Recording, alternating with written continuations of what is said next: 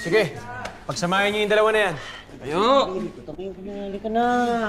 Isin mo na.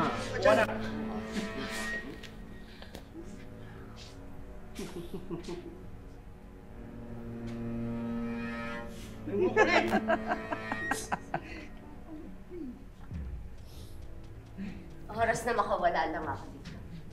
Papatayin ko kayong lahat!